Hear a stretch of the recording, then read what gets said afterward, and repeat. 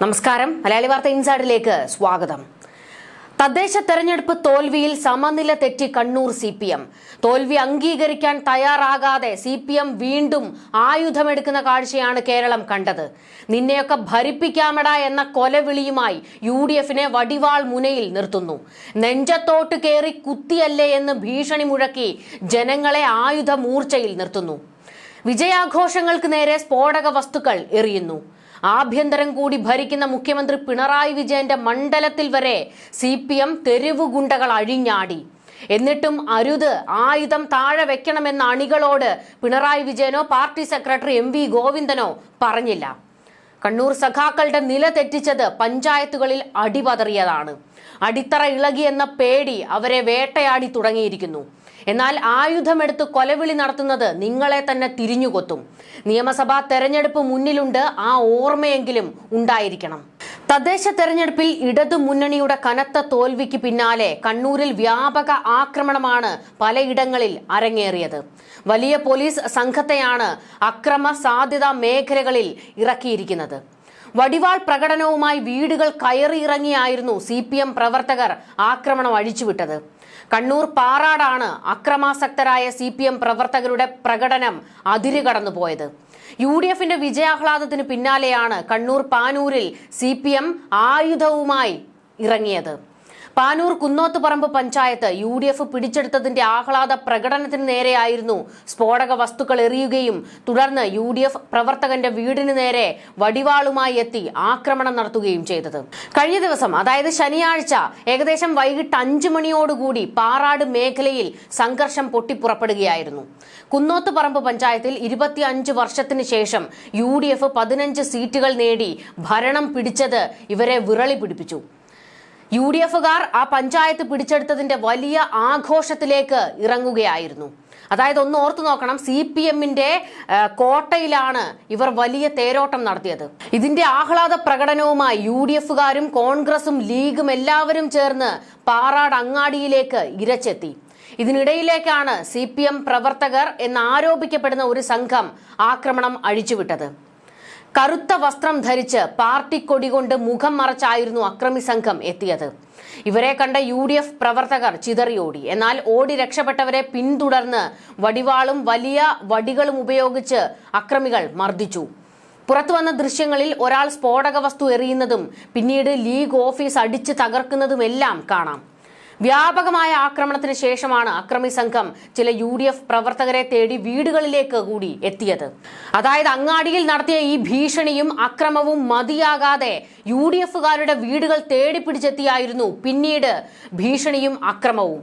ഒരു UDF പ്രവർത്തകന്റെ വീട്ടിൽ വലിയ വടിവാളുമായി എത്തിയ സംഘം ഭീതിതമായ ഒരു അന്തരീക്ഷമാണ് സൃഷ്ടിച്ചത്.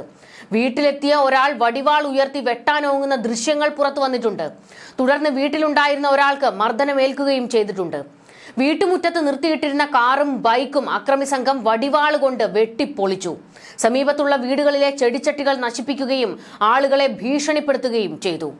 ഈ അങ്ങാടിയിൽ ഈ വലിയ അക്രമം നടത്തുന്നതിനിടയിൽ വടിവാള് UDF പ്രവർത്തകർക്ക് നേരെ മാത്രമല്ല വീശിയത്, അവിടെ തിങ്ങി നിറഞ്ഞു നിന്ന ആളുകൾക്ക് നേരെയും വടിവാള് വീശുന്ന ഒരു സാഹചര്യമുണ്ടായി. സംഘർഷ സാധ്യത കണക്കിലെടുത്ത് അക്രമം നടക്കുന്ന സമയത്ത് പാറാട് മേഖലയിൽ പോലീസ് നിലയുറപ്പിച്ചിരുന്നു. തെരഞ്ഞെടുപ്പുമായി ബന്ധപ്പെട്ട് രാഷ്ട്രീയ സംഘർഷങ്ങൾ പതിവായ പാനൂർ മേഖലയിൽ UDF പ്രവർത്തകർ സുരക്ഷാ മുന്നറിയിപ്പ് നൽകിയിരുന്നതായി കോൺഗ്രസ് നേതാക്കൾ അറിയിച്ചു. എന്നിട്ടും പോലീസ് സുരക്ഷ ഒരുക്കുന്നതിൽ പരാജയപ്പെട്ടുവെന്നാണ് UDFന്റെ പ്രധാന ആരോപണം. UDFന്റെ ആഹ്ലാദ പ്രകടനത്തിനിടെ CPM പ്രവർത്തകനായ ശരത്ത് കാറിലെത്തിയപ്പോൾ UDF പ്രവർത്തകർ കാറ് തടഞ്ഞ് അസഭ്യം പറഞ്ഞതാണ് സംഘർഷം തുടങ്ങാൻ കാരണമെന്നാണ് ഒരു വിഭാഗം പറയുന്നത്. ശരത്ത് പോയി മറ്റ് സംഘങ്ങളെ കൂടി ആയുധങ്ങളുമായി വിളിച്ചുകൊണ്ട് വരികയായിരുന്നുവെന്ന് കൂടി നിന്നവർ പറയുന്നു. പാറാട്ടെ ലീഗ് ഓഫീസിന് നേരെയും വലിയ ആക്രമണമാണ് ഇവർ നടത്തിയത്. കൂടുതൽ പോലീസ് സ്ഥലത്തെത്തി ലാത്തി വീശിയതോടെയായിരുന്നു അക്രമികൾ ചിതറിയോടിയത്.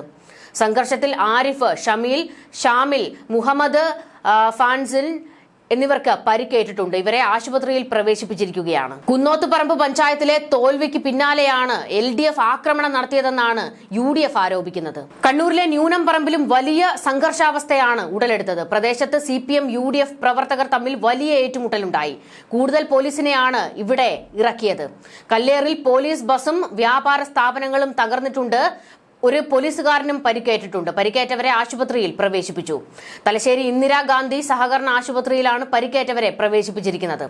കണ്ണൂർ മലപ്പട്ടത്തും CPM അതിക്രമമുണ്ടായി. UDFന്റെ ആഹ്ലാദ പ്രകടനത്തിൽ ഇടയിലേക്ക് കയറി പല UDF പ്രവർത്തകരെയും കയ്യേറ്റം ചെയ്യുകയായിരുന്നു CPM. ഇതിനിടെ കാസർഗോഡ് മംഗൽപാടിയിൽ LDF സ്വതന്ത്ര സ്ഥാനാർത്ഥിയെ വീട് കയറി ആക്രമിച്ചു എന്നുള്ള ഒരു വിവരം പുറത്തു വന്നിട്ടുണ്ട്. ഉപ്പള ഗേറ്റിലെ സ്ഥാനാർത്ഥി അഷ്റഫ് പച്ചിലമ്പാറയുടെ വീട്ടിലാണ് ആക്രമണം ഉണ്ടായത്. മുസ്ലിം ലീഗ് പ്രവർത്തകരാണ് ആക്രമണത്തിന് പിന്നിലെന്ന് ആരോപണമുണ്ട്. ആക്രമണത്തിൽ അഷ്റഫിന്റെ ഭാര്യയ്ക്കും മകൾക്കും പരിക്കേറ്റിട്ടുണ്ട്. വടകര ഏറാമല പഞ്ചായത്തിൽ കോൺഗ്രസ് പ്രവർത്തകർ സ്ഥാപിച്ച ഇന്ദിരാഗാന്ധിയുടെ പ്രതിമയ്ക്ക് നേരെയുണ്ടായ ബോംബേറിൽ പ്രതിമയുടെ കൈകൾ തകർന്നിട്ടുണ്ട്. കോൺഗ്രസ് ഓഫീസായ ഇന്ദിരാഭവന്റെ കെട്ടിട ഭാഗങ്ങളും തകർത്തു. ജനകീയ മുന്നണി സ്ഥാനാർത്ഥി ഇവിടെ 3-ാം വാർഡിൽ 9 വോട്ടിന് ജയിച്ചിരുന്നു. LDF സ്ഥാനാർത്ഥിയുടെ അപരൻ 30-ലേറെ വോട്ട് പിടിച്ചിരുന്നു. ഇതാണ് അക്രമത്തിനുള്ള പ്രകോപനമെന്നാണ് പോലീസ് പറയുന്നത്. കാസർഗോഡ് ബേഡകത്ത് UDF ആഹ്ലാദ പ്രകടനത്തിനിടയിൽ അക്രമവുമായി CPM പ്രവർത്തകർ ഇരച്ചുകയറി. കോൺഗ്രസ് പ്രവർത്തകർക്ക് CPM പ്രവർത്തകരുടെ ക്രൂരമർദ്ദനമേറ്റിട്ടുണ്ട്. തടയാൻ ശ്രമിച്ച പോലീസുകാർക്കും പരിക്കേറ്റു. നെയ്യാറ്റിൻകരയിൽ CPM BJP സംഘർഷം 2 പേർക്കാണ് പരിക്കേറ്റത്. കൊല്ലയിൽ പഞ്ചായത്തിൽ BJPയുടെ വിജയത്തിന്റെ ആഹ്ലാദ പ്രകടനത്തിനിടെയായിരുന്നു സംഘർഷമുണ്ടായത്. ഒരു സംഘം CPM DYFI പ്രവർത്തകർ BJP പ്രവർത്തകരെ ആക്രമിക്കുകയായിരുന്നുവെന്ന് BJP ആരോപിക്കുന്നു. എന്നാൽ പ്രശ്നങ്ങൾക്ക് തുടക്കം കുറിച്ചത് BJP ആണെന്ന് CPM ആരോപിക്കുന്നു. അനീഷ് മണികണ്ഠൻ എന്ന 2 BJP പ്രവർത്തകർക്കാണ് പരിക്കേറ്റത്. മഞ്ചവിളാകം മുട്ടക്കാവത്ത് വെച്ചായിരുന്നു സംഘർഷമുണ്ടായത്. കണ്ണൂര് വ്യാപക പ്രതിഷേധങ്ങളും അക്രമങ്ങളും അരങ്ങേറിയിട്ടുണ്ട്. കണ്ണൂരിലെ പല ഭാഗത്തായി പോലീസിനെ നിലയുറപ്പിച്ചിട്ടുണ്ട്. അവിടെ നിന്ന് സംഘർഷങ്ങൾ ഇനിയും സാധ്യതയുള്ളത് കൊണ്ട് പോലീസ് അവിടെ തന്നെ നിലയുറപ്പിക്കണം എന്നാണ് ഇപ്പോൾ മുന്നറിയിപ്പ് കിട്ടിയിരിക്കുന്നത്. ഒരു കാര്യം ഓർത്തു നോക്കണം, ഒരു തിരിച്ചടി ഉണ്ടായതിനെ അംഗീകരിക്കാൻ പോലും ഈ പാർട്ടി തയ്യാറാകുന്നില്ല. ജനവിധിയെ അത് മാനിക്കുക. നിങ്ങൾക്ക് സംഭവിച്ച പിഴവുകൾ തിരുത്തി വീണ്ടും അധികാരത്തിലെത്താൻ ശ്രമിക്കുക. ജനങ്ങൾക്ക് നിങ്ങളിൽ നിന്ന് നഷ്ടപ്പെട്ടു പോയ ആ വിശ്വാസം തിരികെ കൊണ്ടുവരാനാണ് ശ്രമിക്കേണ്ടത്.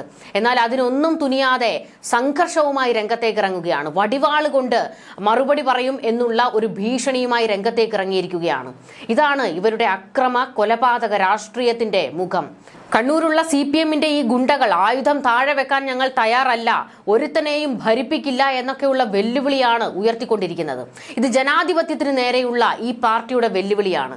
അല്ലാതെ ഏതെങ്കിലും ഒരു പാർട്ടിക്ക് നേരെ അല്ലെങ്കിൽ UDFന് നേരെയുള്ള ഒരു വെല്ലുവിളി ആയിട്ടല്ല ഇതിനെ ജനം കാണുന്നത്.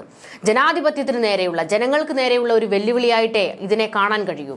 നമുക്കറിയാം, CPMന്റെ അക്രമ രാഷ്ട്രീയം, കൊലപാതക രാഷ്ട്രീയം നമ്മൾ എപ്പോഴും ചർച്ച ചെയ്തിട്ടുള്ളതാണ്.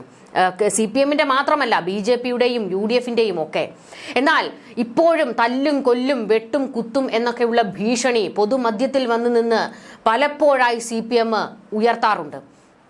നമുക്കറിയാം, തദ്ദേശ തെരഞ്ഞെടുപ്പിന്റെ പോരിനിടെ പാലക്കാട് ഒരു സംവാദം നടന്നല്ലോ. കോൺഗ്രസിന്റെ നേതാവും അതുപോലെ തന്നെ CPMന്റെ PM ആർഷോ, BJPയുടെ പ്രശാന്ത് ശിവൻ ഇവരൊക്കെ ആയിട്ടൊരു സംവാദം നടക്കുന്നു. ആ സംവാദത്തിൽ പ്രശാന്ത് ശിവൻ വലിയ പ്രകോപനം ഉണ്ടാക്കുന്നു. ആദ്യമൊക്കെ PM ആർഷോ അതിന് മാന്യമായി തന്നെ പ്രതികരിച്ചു. എന്നാൽ പിന്നീട് PM ആർഷോയുടെയും നില തെറ്റിപ്പോകുമ്പോൾ ഇരുവരും തമ്മിൽ വലിയ ഒരു വാക്കേറ്റമുണ്ടായി. ആ വാക്കേറ്റത്തിനിടയിൽ പ്രശാന്ത് ശിവൻ PM ആർഷോയെ പിടിച്ച് തള്ളുന്ന ഒരു സാഹചര്യം ഉണ്ടായിരുന്നു. അതിനുശേഷം വന്ന ചില കൊലവിളികൾ ഉണ്ടായിരുന്നു കണ്ണൂരിൽ നിന്ന്. അത് അർജുൻ ആയങ്കിയും ആകാശ് തില്ലങ്കേരിയും ഒക്കെ ആയിരുന്നു അവരുടെ ഫേസ്ബുക്ക് പോസ്റ്റുകളിൽ ആ കൊലവിളി നടത്തിയത്. CPMന് സ്ലീപ്പർ സെല്ലുകൾ ഉണ്ട്, ഞങ്ങളെ കൊണ്ട് വീണ്ടും ആയുധമെടുപ്പിക്കരുത് എന്നായിരുന്നു ഈ ഫേസ്ബുക്ക് കുറിപ്പുകളിൽ ഉണ്ടായിരുന്നത്. അർജുൻ ആയങ്കിയുടെയും ആകാശ് തില്ലങ്കേരിയുടെയും ഈ ഫേസ്ബുക്ക് കുറിപ്പുകൾക്ക് താഴെ കണ്ണൂരിലെ ചില ഗുണ്ട CPMകൾ വന്ന് കമന്റ് ചെയ്തത് ഇങ്ങനെയായിരുന്നു: ഈ പാർട്ടി ഭരണപക്ഷത്ത് തന്നെ ഇരിക്കുന്നതാണ് നല്ലത്, അല്ലെങ്കിൽ ഈ പാർട്ടിക്ക് ആയുധം എടുക്കേണ്ടി വരും പ്രതിപക്ഷത്താണെങ്കിൽ. അതായത് ഞങ്ങൾ പ്രതിപക്ഷത്തിരിക്കേണ്ടി വന്നാൽ ഞങ്ങൾ ആയുധമെടുക്കും എന്നുള്ളൊരു ഭീഷണിയാണ് അവർ മുഴക്കുന്നത്. ഇത് ഇവിടുത്തെ ജനങ്ങൾ കണ്ടുകൊണ്ടിരിക്കുകയാണ്. പണ്ടത്തെ കാലമൊന്നുമല്ല, കാലം ഒരുപാട് മുന്നോട്ട് പോയി. ഈ അക്രമത്തെയും കൊലപാതകത്തെയും ഒന്നും ഇനി വെച്ചു പൊറുപ്പിക്കാൻ ഈ സംസ്ഥാനത്തിന് കഴിയില്ല. കണ്ണൂർ ജില്ലയ്ക്ക് എപ്പോഴും ഒരു കലാപത്തിന്റെ മുഖം മാത്രം പോരല്ലോ. ഇവർ പൊതുമധ്യത്തിൽ വന്നു നിന്നാണ് ഇങ്ങനെയൊക്കെയുള്ള കൊലവിളികൾ നടത്തിക്കൊണ്ടിരിക്കുന്നത്. ഇതെല്ലാം ജനങ്ങൾ കാണുന്നുണ്ട് എന്ന് ഓർമ്മിക്കുക. കണ്ണൂരിലും സംസ്ഥാനത്തെ പലയിടങ്ങളിലുമായി നടന്ന അക്രമ സംഭവങ്ങളിൽ പ്രതിപക്ഷം ഇപ്പോൾ അതിശക്തമായി പ്രതികരിച്ചിട്ടുണ്ട്. ആയുധവുമായി കോൺഗ്രസിനെയും UDF-നെയും തോൽപ്പിക്കാമെന്ന് CPM കരുതേണ്ട എന്നും അണികളോട് ആയുധം താഴെ വയ്ക്കാൻ മുഖ്യമന്ത്രി പിണറായി വിജയൻ പറയണമെന്നും പ്രതിപക്ഷ നേതാവ് VD സതീശൻ ആവശ്യപ്പെട്ടു. ഇനിയും ഞങ്ങളുടെ പ്രവർത്തകരെ ആക്രമിച്ചാൽ തിരിച്ചടിക്കും. കുറ്റവാളികൾക്കെതിരെ പോലീസ് നടപടിയെടുത്തേ മതിയാകൂവെന്നും സതീശൻ പ്രതികരിച്ചു. തെരഞ്ഞെടുപ്പിൽ പരാജയപ്പെട്ട CPM വ്യാപകമായി ആക്രമണം അഴിച്ചുവിടുകയാണ്. മുഖ്യമന്ത്രിയുടെ മണ്ഡലത്തിൽ മുഖംമൂടി ധരിച്ചെത്തിയ CPM സംഘം കോൺഗ്രസ് ബൂത്ത് പ്രസിഡന്റായ റിട്ടയർഡ് അധ്യാപകനെയും UDF സ്ഥാനാർത്ഥിയെയും ആക്രമിച്ചു. പരാജയത്തിന് പിന്നാലെ പാനൂരിൽ വീണ്ടും ഇവർ തലപൊക്കിയിരിക്കുകയാണ്. ഇതിനൊക്കെ CPM-ന് ശക്തമായ തിരിച്ചടി കിട്ടും. കേരളത്തിലെ ജനങ്ങൾ ഏറ്റവും കൂടുതൽ വെറുക്കുന്ന രാഷ്ട്രീയ പ്രസ്ഥാനമായി CPM ഇപ്പോൾ മാറി. ആയുധവുമായി കോൺഗ്രസിനെയും UDF-നെയും തോൽപ്പിക്കാമെന്ന് ഒരിക്കലും കരുതരുത്. അണികളോട് ആയുധം താഴെ വയ്ക്കാൻ പറയുന്നതായിരിക്കും ബുദ്ധിയെന്ന് മുഖ്യമന്ത്രി പിണറായി വിജയനോട് പ്രതിപക്ഷ നേതാവ് പറഞ്ഞു. ആഭ്യന്തര വകുപ്പിന്റെ കൂടി ചുമതലയുള്ള ആളാണ് മുഖ്യമന്ത്രി എന്ന് മറക്കരുത്. കുറ്റവാളികൾക്കെതിരെ പോലീസ് നടപടി എടുത്തേ മതിയാകൂ എന്ന് പ്രതിപക്ഷം കട്ടായം പറയുന്നു. സംസ്ഥാനത്ത് പലയിടത്തായിട്ടാണ് അക്രമ സംഭവങ്ങൾ അരങ്ങേറിയത്. കോട്ടയത്ത് കേരള കോൺഗ്രസും കോൺഗ്രസ് പ്രവർത്തകരും തമ്മിലുണ്ടായ സംഘർഷത്തിനിടെ ഒരാൾ കുഴഞ്ഞു വീണ് മരിച്ചിട്ടുണ്ട്. സംഘർഷം കണ്ട് പിടിച്ചു മാറ്റാനെത്തിയ ആളാണ് മരണപ്പെട്ടത്. ഹൃദയ സംബന്ധമായ അസുഖങ്ങളെ തുടർന്ന് ചികിത്സയിലിരുന്ന ആളാണ് മരിച്ച ജോൺ P. തോമസ്. ഉടൻ ഇദ്ദേഹത്തെ ആശുപത്രിയിൽ എത്തിച്ചുവെങ്കിലും ജീവൻ രക്ഷിക്കാനായില്ല. പലയിടത്തും രാഷ്ട്രീയ പാർട്ടികൾ തമ്മിൽ കടുത്ത ഏറ്റുമുട്ടലും അക്രമ സംഭവങ്ങളും അരങ്ങേറിയിട്ടുണ്ട്. നിരവധി പേർക്ക് പരിക്കേൽക്കുകയും വീടുകൾക്കും പൊതുമുതലിനും നാശനഷ്ടങ്ങൾ സംഭവിക്കുകയും ചെയ്തിട്ടുണ്ട്. കാഞ്ഞിരപ്പള്ളിയിൽ UDF വിജയാഹ്ലാദ പ്രകടനത്തിനിടെ CPM പ്രവർത്തകരുടെ ആക്രമണത്തിൽ 2 സ്ഥാനാർത്ഥികൾക്ക് പരിക്കേറ്റിട്ടുണ്ട്. കോഴിക്കോട് കക്കോടിയിൽ വെൽഫെയർ പാർട്ടി സ്ഥാനാർത്ഥിയായി വിജയിച്ച സുബൈദ കക്കോടിയുടെ ഭർത്താവിനും മകനും നേരെ CPM പ്രവർത്തകരുടെ മർദ്ദനമുണ്ടായി. ആക്രമണത്തിൽ പരിക്കേറ്റ ഇവരെ കോഴിക്കോട്ടെ സ്വകാര്യ ആശുപത്രിയിലേക്ക് മാറ്റിയിട്ടുണ്ട്. കാസർഗോഡ് മംഗൽപാടിയിൽ LDF UDF പ്രവർത്തകർ തമ്മിലുണ്ടായ ഏറ്റുമുട്ടലിൽ 6 പേർക്കാണ് പരിക്കേറ്റത്. കണ്ണൂരിൽ വലിയൊരു പ്രതിഷേധവും അക്രമവും CPM അഴിച്ചുവിടുമ്പോൾ അത് ഈ പാർട്ടിക്ക് തന്നെ വലിയ തിരിച്ചടി ഉണ്ടാക്കുന്ന ഒരു സാഹചര്യമാണ് ഉണ്ടാക്കിയിരിക്കുന്നത്. കാരണം നിയമസഭാ തെരഞ്ഞെടുപ്പും അടുത്തു വരികയാണ്. ജനങ്ങൾ എല്ലാം കാണുന്നുണ്ട്, വിലയിരുത്തുന്നുണ്ട്. ന്യൂസ് ഡെസ്ക് മലയാളി വാർത്ത ഇൻസൈഡ്.